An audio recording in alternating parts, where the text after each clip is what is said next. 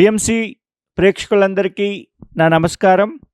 మనందరి పరమగురు బ్రహ్మశ్రీ పితామహ పత్రి గారికి, స్వర్ణమాల అమ్మగారికి అనంత కోటి ప్రణామాలు తెలియజేసుకుంటూ, లక్షలాది మంది ధ్యానుల యొక్క అనుభవాలు పిఎంసి ఛానల్లో రావాలి అన్న పత్రిజీ ఆశయంలో భాగంగా ఈరోజు ప్రకాశం జిల్లాలోని కనిగిరి పట్టణానికి మనం వచ్చి ఉన్నాం.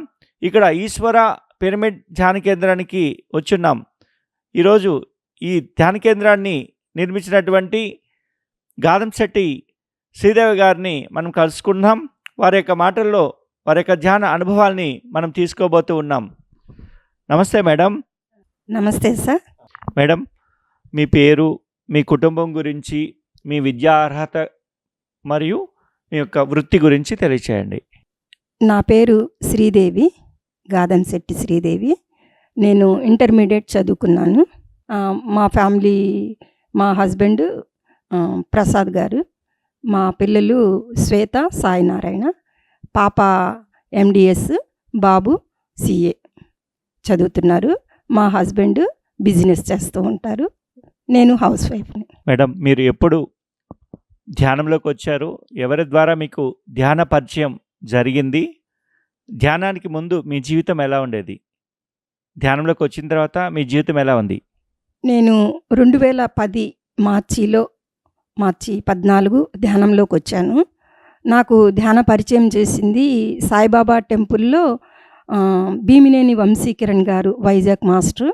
ధ్యాన అన్నమయ్య ప్రాజెక్టు ద్వారా అక్కడ టెంపుల్లో పెట్టారు. ఆ అన్నమయ్య ప్రాజెక్టులో వాళ్ళు శ్వాస మీద ధ్యాస అని ధ్యానం చేయిస్తూ పాటల యొక్క అంతరార్థాన్ని తెలుపుతూ ధ్యానంలో కూర్చోబెట్టారు. నేను అప్పుడు ధ్యానంలో వచ్చేసాను. ఆ రోజే నాకు చాలా అద్భుతంగా అనిపించింది. 10 నిమిషాలకే నా లోపల చాలా మార్పు వచ్చింది. చాలా ఆనందం వేసింది. ధ్యానము, శ్వాస మీద ధ్యాస, అంతరంగంలోకి ప్రయాణం చేయటం అనేది నాకు అదే మొదటిసారి. ధ్యానము అనేది అదే మొదటిసారి. అంతకుముందు లైఫ్లో అంటే పూజలు, వ్రతాలు, లలిత సహస్రనామాలు, ఇలాగా ఈ స్తోత్ర పారాయణలు, పూజలతోటి నేను జీవితము గడుపుతూ ఉండేదాన్ని. నేను చిన్నపిల్లప్పుడు అంటే దాదాపు 7th క్లాస్ ఆ టైంలో సత్యసాయి డివోటీని. బాబా గారి బాల వికాసుల ప్రోగ్రాంలు అలా కండక్ట్ చేస్తూ చిన్నప్పటి నుంచి నా లోపల కొంచెం భక్తి మార్గం అనేది, ఇలాగా సేవా మార్గం అనేది, సత్యసాయి ద్వారా సేవా మార్గంలో ఎలా ఉండాలి అనేదంతా నేను నేర్చుకుంటూ వచ్చేసాను. అలాగే షిరిడి సాయిబాబా టెంపుల్లో కూడా భజనలకి, అలాగా భిక్షాటనకి, సేవా కార్యక్రమాల్లో అయితే నేను చదువుకునే వయసులోనే అలా జరుగుతూ ఉండేది. అద్భుతంగా జరుగుతూ ఉంది. మా ఫ్యామిలీ కూడా పెద్ద ఫ్యామిలీ. కుటుంబము ఎంతో అద్భుతంగా ఉంది. అన్నీ చాలా చాలా బాగున్నాయి. లైఫ్లో ఎటువంటి ఇబ్బందులు లేకుండా అలా జరిగిపోతూ ఉంది. కానీ నాకు ఎందుకో అన్నీ ఉన్నాయి, కానీ ఏదో ఒక లోటు అనేది అయితే మాత్రం అంతరాత్మలో అనిపిస్తూ ఉండేది. ఆ లోటు అయితే ఏదో అర్థమయ్యేది కాదు. ఎప్పుడైతే అంటే అంతకుముందు ఎవరైనా చనిపోతే ఆ దుఃఖంలో ఎక్కువగా ఉంటూ ఉండేదాన్ని. దగ్గర బంధువులు అలాగా చనిపోయినప్పుడు ఆ బాధలో ఎక్కువగా ఉండేదాన్ని. ఇంకా మిగతా అంటూ ఏమీ లేదు. అన్నీ అద్భుతంగా ఉంది. లైఫ్ అయితే అంతా అద్భుతంగా ఉంది. కానీ ఏదో తెలియని వెలితిగా ఉండేది. ఎప్పుడైతే ఈ ధ్యాన పరిచయం అయింది, ఈ ధ్యాన పరిచయం అయ్యే ముందుగా మా పిల్లలిద్దరినీ హాస్టల్లో చదివించాలి, 10th క్లాసు, ఇంటరు అలా బయటికి పంపించే కార్యక్రమంలో కూడా నాకు కొంచెం బాధ, దిగులుగా ఉండేది. పిల్లల్ని అలా బయటికి పంపించేస్తున్నాను, నేను ఒంటరిగా ఉంటాను అనే బాధలో ఉండేదాన్ని. మిగతా ఇది ఏ విషయాల్లో నాకు ఎటువంటి ప్రాబ్లమ్స్ లేవు. ఒకటి మరణం గురించి బాధ, ఎవరైనా దగ్గర వాళ్ళు చనిపోతే. రెండవది పిల్లల్ని దూరంగా పెట్టి చదివిస్తూ ఇంకా ఒంటరిగా ఉంటున్నాను అనే ఒక బాధ. ఇలాంటి బాధలు ఉండేవి. ఎప్పుడైతే ఈ ధ్యానం చేస్తూ ఉన్నానో నా లోపల నుంచి ఒక భయము అనేది వెళ్ళిపోయింది. ధైర్యంగా ముందుకు వెళ్ళాలి అనేది లోపల నుంచే, ఇన్నర్లో నుంచి ఒక హ్యాపీనెస్, తెలియని హ్యాపీనెస్ అయితే ఈ ధ్యానం ద్వారా నాకు అనిపించింది.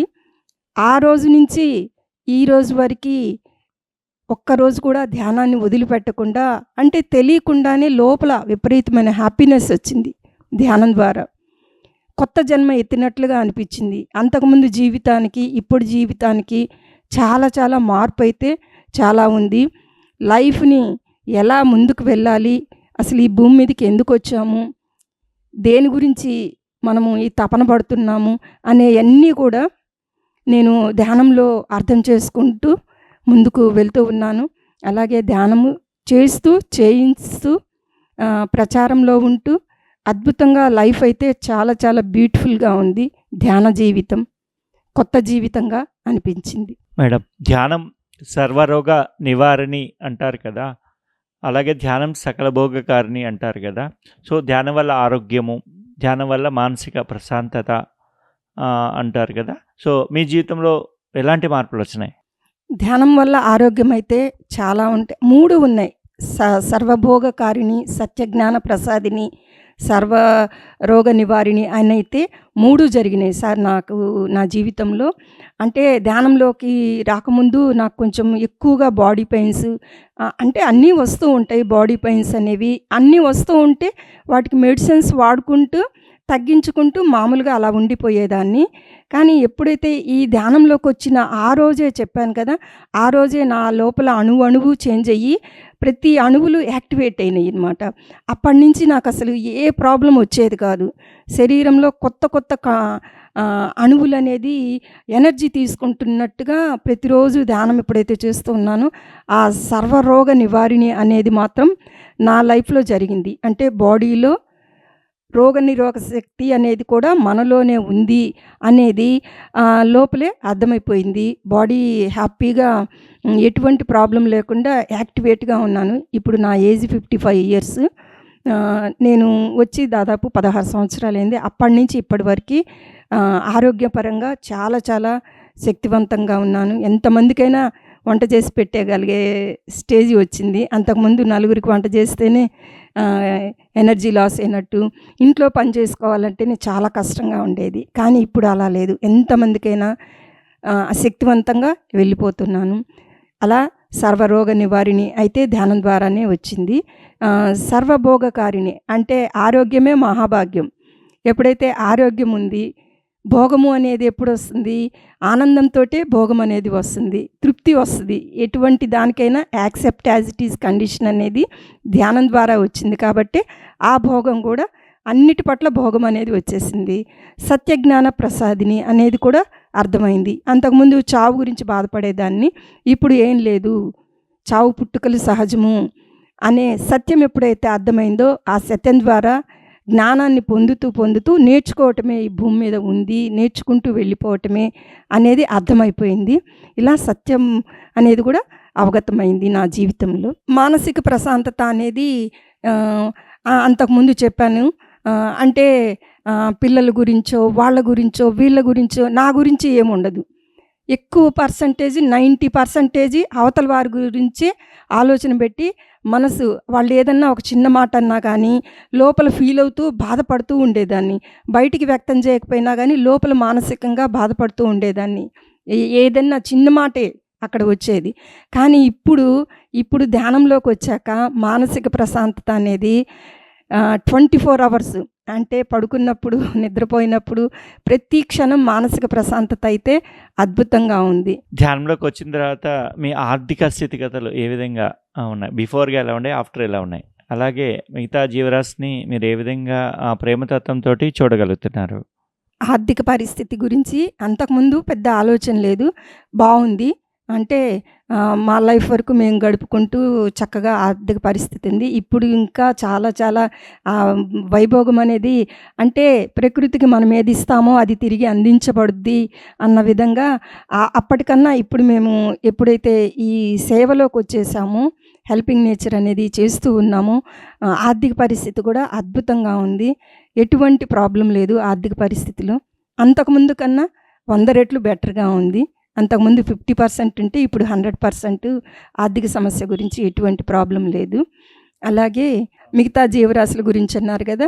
అంతకుముందు కన్నా ఇప్పుడు ప్రేమ, కరుణ అనేది చాలా చాలా పెరిగింది.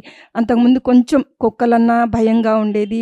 ఏయన్నా ఆవులన్నా అంటే కొన్ని కొన్ని జీవుల పట్ల ఎలర్జీ అని గానీ, భయమని గానీ అలాగా ఉంటూ ఉండేది. కొంతవరకి అంత ఎక్కువ లేకపోయినా కొంతవరకు ఉండేది. కానీ ఇప్పుడైతే ప్రతి పక్షిని, ప్రతి జంతువుని, ప్రతి దాన్ని కరుణతో చూడటం అనేది అలవాటైపోయింది.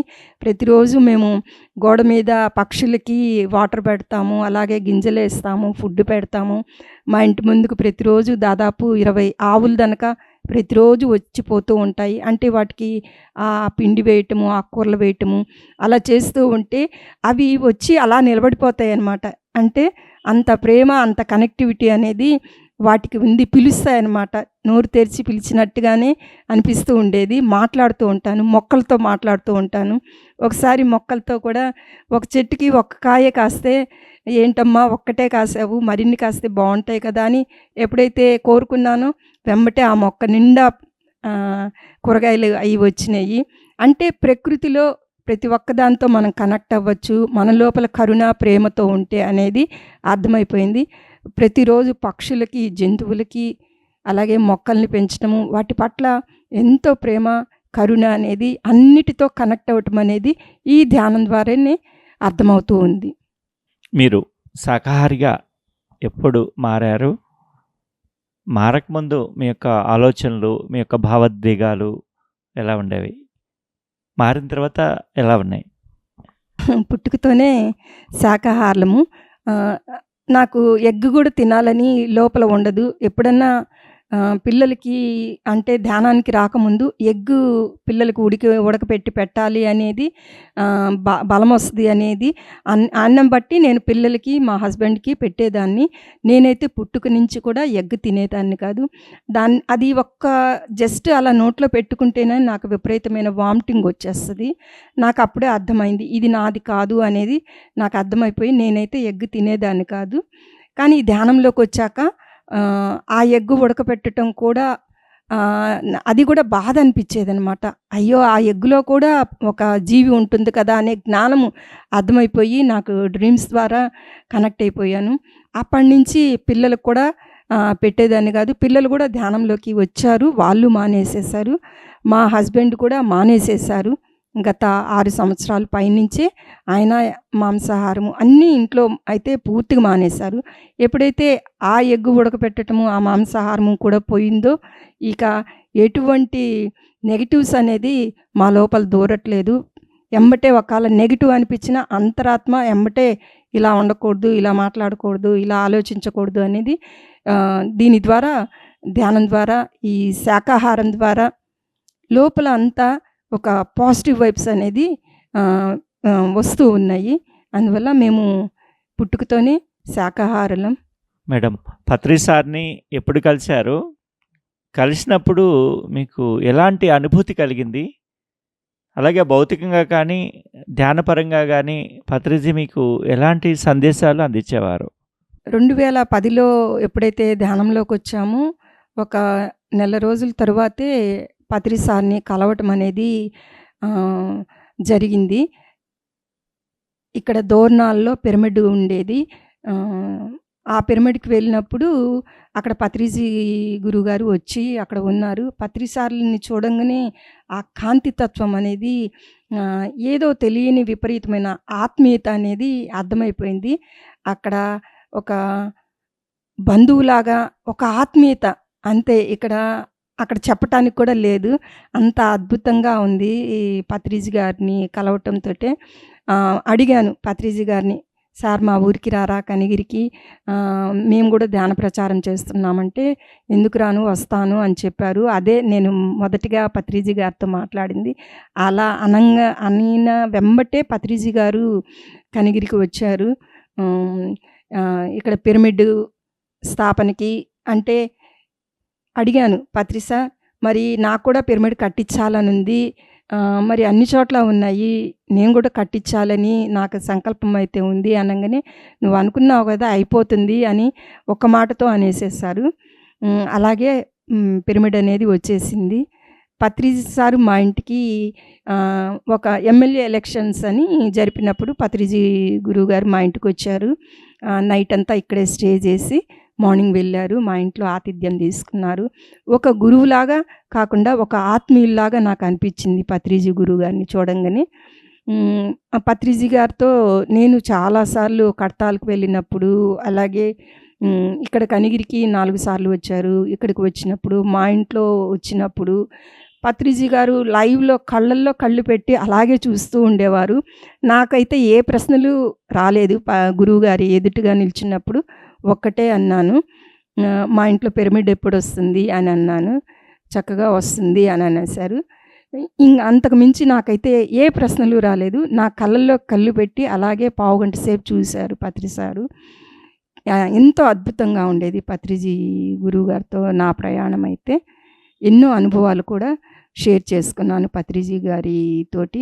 అంతకుముందు చాలా తెలియని వెలితితో ఉండేది, దుఃఖంలో ఉండేదాన్ని. ఇప్పుడైతే ఎటువంటిది లేదు అన్నాను. అలా పత్రిజీ గారితో అనుభవం అయితే అద్భుతమైన అనుభవం. నాకు పత్రిజీ గారు అంటే నేను ప్రతిరోజు నైట్ ధ్యానం చేసి పడుకునేదాన్ని. నాకు నైట్ కలలో పత్రిజీ గురువుగారు వచ్చి మా ఇంట్లో ఉయ్యాల్లో కూర్చొని ఊగుతూ ఇల్లు అంతా తిరుగుతూ ఉన్నట్టుగా కనిపించింది. అది జరిగిన కొద్ది రోజులకే ఇక్కడ ఎమ్మెల్యే ఎలక్షన్స్ జరుగుతున్నాయి అని చెప్పి కనిగిరి గ్రామంలోకి వచ్చారు. వేరే ఇంట్లో అన్నీ అరేంజ్ చేశారు. చివరి నిమిషంలో ఇక్కడ కాదు అని చెప్పి మా ఇంట్లో అరేంజ్ చేశారు. మా ఇంటికొచ్చి అలాగే ఆ ఉయ్యాల్లో కూర్చున్నారు, తిరిగారు, పడుకున్నారు. ఈ విజన్ అంతా నేను ముందుగానే చూసుకున్నాను. నాకు ఎప్పుడూ పత్రి సారు డ్రీమ్స్ ద్వారా కనెక్ట్ అవుతూ ఉంటారు. అంటే భౌతికంగా ఉన్నప్పుడు ఇప్పుడు కూడా అలాగే డ్రీమ్స్ ద్వారా నాకు కనెక్ట్ అవుతూ ఉంటారు. చెప్తూ ఉంటాడు, నువ్వు చెప్పేదంతా సత్యమేను. నేను అడుగుతా అనమాట డ్రీమ్‌లో, గురువుగారు నేను ఇలాగా జ్ఞానాన్ని పంచుతూ ఉన్నాను, ఇది కరెక్టేనా అని డ్రీమ్‌లో అడుగుతూ ఉంటే, నువ్వు చెప్పేదంతా సత్యమే అని నాకు వాయిస్ వినిపించింది. అలాగా పత్రి సార్‌తో ఎక్కువగా డ్రీమ్స్ ద్వారా కనెక్ట్ అవుతూ ఉండేదాన్ని. ఇంత అద్భుతమైనటువంటి ధ్యానం గురించి తెలుసుకొని, ఎంతో సాధన చేసి, ఎన్నో లాభాలు పొంది, ఎంతో జ్ఞానాన్ని పొందారు గదా! మరి ఈ ధ్యానాన్ని ఏ విధంగా ఈ ప్రపంచానికి అందిస్తూ ఉన్నారు? మీరు ఎలాంటి కార్యక్రమాలు చేస్తున్నారు? ఎప్పుడైతే ధ్యానము అనేది బాబా టెంపుల్‌లో 40 రోజులు పెట్టి ఆపేశారో, ఇంక నాకు దాన్ని వదిలిపెట్టబుద్ధి కాలేదు. ఎమ్మటే మా ఇంట్లో 41 రోజు ధ్యానం చేసి, చుట్టుపక్కల వాళ్ళందరూ దాదాపు 100 మంది వచ్చి ధ్యానం చేసుకుంటూ, క్లాసులు వింటూ వెళ్ళేవాళ్ళు. అప్పటినుంచి నేను మా అమ్మ వాళ్ళ ఇంట్లో ఆత్మ విజ్ఞాన పిరమిడ్ సెంటర్ అని, కేర్ సెంటర్ అని అమ్మ వాళ్ళ ఇంట్లో పైన పెట్టారు. అది కూడా నాకు విజన్ వచ్చేసింది. ఇక్కడే వస్తుంది సెంటర్ అని వచ్చింది. అక్కడికి కూడా పత్రి సార్ వచ్చి ఓపెనింగ్ చేశారు. అప్పటి నుంచి అంటే ఆ సెంటర్‌కి సెంటర్‌లో ప్రతి ఆదివారము ఉదయం నుంచి సాయంత్రం వరకు వర్క్‌షాపులు జరుగుతూ ఉంటాయి. అక్కడికి 9 గంటలకే వెళ్ళి నేను వంట చేసే దాంట్లో హెల్ప్ చేస్తూ ఉండేదాన్ని, సహాయం చేస్తూ ఉండేదాన్ని. ప్రతి ఆదివారం అక్కడనే సెలబ్రేట్ అనేది జరుగుతూ ఉండేది. సాయంత్రం 4 గంటలకి శాకాహార ర్యాలీ అనేది ప్రతి ఆదివారము కండక్ట్ చేసేవాళ్ళు ఇక్కడ కనిగిరిలో. దానికి వెళ్తూ ఉండేదాన్ని. అలా ఎక్కడైనా సరే క్లాసెస్ పిలిచినప్పుడు ఈ చుట్టుపక్కల గ్రామాలకి వెళ్ళి క్లాసెస్ చెప్తూ వచ్చేదాన్ని, ధ్యానం చేయిస్తూ. ప్రతి సంవత్సరం కనిగిరిలో శివరాత్రికి, అలాగే ఏ ప్రోగ్రామ్ జరిగినా కానీ అందరం గ్రూప్‌గా వెళ్ళి చుట్టుపక్కల పల్లెల్లో ధ్యానం చేపిస్తూ, క్లాసులు చెప్తూ అలా వెళ్తూ వచ్చేవాళ్ళము అందరము. అప్పుడు వచ్చేవాళ్ళం. ఇప్పుడు కూడా అలానే చేస్తూ ఉండేదాన్ని. నెక్స్ట్ ఇప్పుడు ప్రెజెంట్‌లో అయితే మాత్రం ఆన్‌లైన్ క్లాసులు. అంటే బయటికి పిలిచినప్పుడు సండే పూట ధ్యానం ప్రచారానికి అంటే క్లాస్ చెప్పటానికి, ధ్యానం చేయించడానికి స్కూళ్ళల్లో అలా వెళ్ళేదాన్ని. బోధిధర్మ స్కూల్‌లో కూడా చాలాసార్లు వెళ్ళి చెప్పి వచ్చాను. ధ్యానం చేయించి క్లాస్ చెప్పి వచ్చాను. ప్రెజెంట్‌లో ప్రతిరోజు ఉదయం పూట జూమ్‌లో 1 గంట ధ్యానము, సజ్జన సాంగత్యము, అలాగే మధ్యాహ్నము 1 గంట ధ్యానము, సజ్జన సాంగత్యము అనేది ప్రతి సోమవారం నుంచి శనివారం వరకి ఆన్‌లైన్ క్లాసుల్లో ఉంటూ ఉండి కౌన్సిలింగ్‌లు ఇస్తూ ఎవరైనా ఫోన్లు చేస్తే వాళ్ళకి ధ్యానం గురించి ఫోన్ల ద్వారా చెప్తూ ఉన్నాము. అలాగే హ్మ్, అంటే ఏది ఆపలేదనమాట. బుక్ రీడింగు, ధ్యానము, ధ్యాన ప్రచారము, శాకాహార ర్యాలీలు ఏది ఆపకుండా అలా జరుగుతూ ఉంది. పిఎంసి ఛానల్ గురించి మీ మాటల్లో పిఎంసి ఈరోజు సమాజాన్ని ఏ విధంగా ప్రభావితం చేస్తుంది? పిఎంసిలో ఎలాంటి కార్యక్రమాలు మిమ్మల్ని ప్రభావితం చేస్తూ ఉన్నాయి? అలాగే పిఎంసి ఛానల్కి మీరు చేస్తున్న సహాయ సహకారాల గురించి. పిఎంసి ఛానల్ అనేది ఎంతో అద్భుతమైంది. ఎక్కడ మారుమూల గ్రామాల్లో ఉన్నా కానీ వాళ్ళకి ఈ ధ్యానం అంటే ఏంటి? అసలు ధ్యానం ద్వారా ఏం ఏం తెలుస్తుంది? ఏ జ్ఞానం వస్తుంది? ఎలా ఆరోగ్యం బాగుపడుతుంది? అనేది ప్రతీదీ ధ్యానం ద్వారా మాకు ఇక్కడ టీవీలో 97వ ఛానల్‌లో మాకు పిఎంసి ఛానల్ అనేది వస్తుంది. ఆ ఛానల్‌లో అంటే ఆ ఛానల్ పెట్టటం వలన ఎక్కడ ఉన్న మారుమూల ప్రదేశాలకి ప్రపంచమంతా కనెక్టివిటీ అనేది ధ్యానము, శాకాహారము, పిరమిడ్ గురించి అద్భుతంగా ఆ ఛానల్‌లో వస్తుంది. ప్రతిరోజు ఉదయం మొదలుకొని రాత్రి వరకి సజ్జన సాంగత్యాలు, మంచి యాక్టివిటీస్, వంటల గురించి కానీ ప్రతి ఒక్కటి అంటే అన్ని రకాలుగా సంగీత పరంగా కానీ, ఆధ్యాత్మిక పరంగా కానీ, జ్ఞానపరంగా కానీ ప్రతి ఒక్కటి ఎలా ఉండాలి, ఎలా నేర్చుకోవాలి అనేది అద్భుతంగా పిఎంసి ఛానల్‌లో ప్రతి ఒక్క మాస్టర్స్ వచ్చి ఇంటర్వ్యూలు ఇవ్వటము, వాళ్ళ యొక్క అనుభవాలు ఎంతోమందికి ఎన్ని వేల అనుభవాలు వస్తాయి. ఆ అనుభవాలన్నీ పంచుకోవటము, దాని ద్వారా ఇన్స్పైర్ అవుతారనమాట. ఇన్స్పిరేషన్ అనమాట. ఎప్పుడైతే ఆ ఛానల్‌లో చూసి పక్కవాడి అనుభవం వినంగానే ఇన్స్పిరేషన్, ఓహో! ఇలా ఉంటుందా అని నేను కూడా చేస్తే బావుండు, చూస్తే బావుండు అనేది మొదలు పెడతారు. ఎప్పుడైతే వాళ్ళు అలా ధ్యానంలో కూర్చుంటారో ఆటోమేటిక్‌గా వాళ్ళకి ఆ అనుభవ జ్ఞానం అనేది పొందుతూ ఉంటారు అనేది పిఎంసి ఛానల్ అద్భుతమైంది మొదలుపెట్టారు. అంటే మా ఫ్యామిలీ మొత్తము ధ్యాన ప్రచారంలోకి ఆ అనుభూతి, ఆ ఆనందం వచ్చేసింది. ఫ్యామిలీ అంతా ఇంకా వచ్చినప్పుడు ఇంకా అసలుకి ఎటువంటి భయాలు ఉండవు. నేను అలానే కోరుకున్నాను. నా ఫ్యామిలీ అంతా కూడా ఈ ఆధ్యాత్మిక మార్గంలోకి వస్తే నాకు ఎటువంటి ఇబ్బంది ఉండదని స్టార్టింగ్‌లో కోరుకున్నాను. నా సంకల్పం నెరవేరింది. ఫ్యామిలీ మొత్తం అలాగే ధ్యానంతో ఉండిపోయాము. పిఎంసి ఛానల్ అయితే చాలా చాలా అద్భుతమైందండి. చివరగా ఈ సమాజానికి ఈ ధ్యానం గురించి, ఈ శాకాహారం గురించి మీరు అందించేటువంటి సందేశం? ఏదైనా చాలా మార్పు అనేది ధ్యానం ద్వారా ఉంటుంది, శాకాహారం ద్వారా ఉంటుంది. కాబట్టి విశ్వ కళ్యాణం అంటే విశ్వమంతా బావుంటే ఎంత బావుంటుంది. పక్కవాళ్ళు పడుతూ మనం ఒక్కళ్ళం ఆనందంగా ఉండలేం కదా! పక్కవాళ్ళు కూడా ఆనందంగా ఉండాలి అంటే మనం చేయాల్సిన పని ఒకటే, అందరికీ ఆ ధ్యానం అనేది అందించటము. ఎప్పుడైతే ఆ ధ్యాన జ్యోతిని వాళ్ళకి వెలిగిస్తామో ఆటోమేటిక్‌గా వాళ్ళ లోపల కరుణ వచ్చేస్తుంది, ప్రేమ వస్తుంది. నెగెటివ్ అనేది అంతా వెళ్ళిపోతూ ఉంటుంది. ధ్యానం చేయగా, సజ్జన సాంగత్యం చేయగా అనేది అంటే ప్రతిరోజు చూస్తూ ఉన్నాము. జూమ్‌లో కొత్త వాళ్ళు దాదాపుగా ఇప్పుడు ఒక 1000 మంది దాకా మాకు కనెక్ట్ అయ్యి వాళ్ళ లైఫ్ ధ్యానంతోటి, సజ్జన సాంగత్యంతోటి, శాకాహారంతోటి మార్చుకొని వాళ్ళ ఆనందము అంటే సమస్యలు ఎక్కడికి పోవు, సమస్యలు పోతాయి పోవు అని కాదు. సమస్యల నుంచి ఎలా బయటపడాలి, ఒకవేళ సమస్య ఉన్నా ఎలా డీల్ చేసుకోవాలి, దీన్ని ఎలా అధిగమించాలి అనేదైతే ప్రతి ఒక్కళ్ళు వాళ్ళ అనుభవంతో చెప్తూ ఉన్నప్పుడు చాలా చాలా హ్యాపీనెస్ వస్తుందనమాట. అంటే నేను నా ఒక్కదాన్నే కాదు ఆరోగ్యంగా ఉండటం, ఆనందంగా ఉండటం అనేది నేనెప్పుడైతే మొదలుపెట్టానో పక్క వాళ్ళకి అందిస్తూ ఉంటే వాళ్ళ ఆనందమే నా ఆనందంగా, అదే సచ్చిదానందంలాగా నాకైపోయింది. అందుకని సమాజంలో అందరికీ ప్రతి ఒక్కళ్ళము నేర్పిస్తూ, ధ్యానం చేపిస్తూ, శాకాహారం గురించి తెలియచేస్తూ ముందుకు వెళితే పత్రిజీ గారు అంటారు కదా, భూమి అంతా బుద్ధుళ్ళుగా మారాలి అంటే బుద్ధత్వం వచ్చేసింది. ఆల్రెడీ ఎంతో వచ్చేసింది. కొన్ని కోట్ల మందికి పత్రిజీ గారి ద్వారా, ఎంతోమంది మాస్టర్స్ ద్వారా ఎక్కడెక్కడో మూలలో ఉన్న వాళ్ళు కూడా మారిపోతూ ఉన్నారు ధ్యానంతోటి, శాకాహారంతోటి.